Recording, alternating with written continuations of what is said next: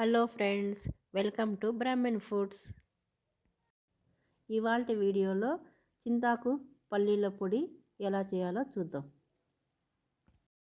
దానికి కావలసిన పదార్థాలు: చింతాకు ఎండబెట్టి పొడి చేసి పెట్టుకున్నది, మిక్సీ కొట్టి పెట్టుకున్నాను. వేరుశెనగ గింజలు వేయించి పొట్టు తీసి పెట్టుకున్నాను. ఎండుమిర్చి కావలసినంత 4 తెల్లవాయి పీసులు, కావలసినంత ఉప్పు.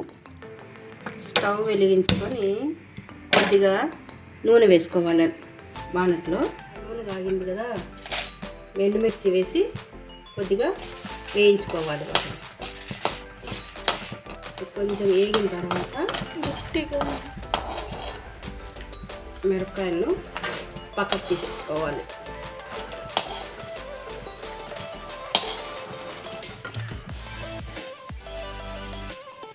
ఇప్పుడు ఎండుమిరపకాయలు, చల్లారిన ఎండుమిరపకాయలు ఇందులో వేసుకోవాలి.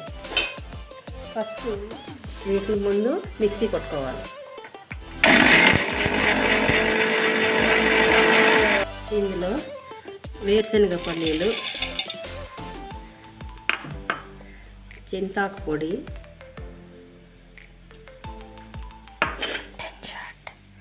నాలుగు తెల్లవాయి రెప్పలు, ఉప్పు అన్నీ వేసేసి దీన్ని మిక్సీ కొట్టుకోవాలి. ఇప్పుడు చింతాకు పొడికి వేరుశనగ విత్తనాలకు బదులు నువ్వులు కూడా వేయించి పొడి కొట్టుకున్నారంటే చాలా బాగుంటుంది. అందులోకి పొడి వేసుకొని తింటే, కొద్దిగా నెయ్యి వేసుకొని తిన్నామంటే ఎంత బాగుంటుందో.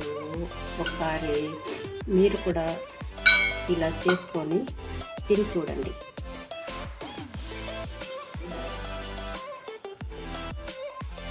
అంతే, చింతాకు వేరుశనగ గింజల పొడి రెడీ.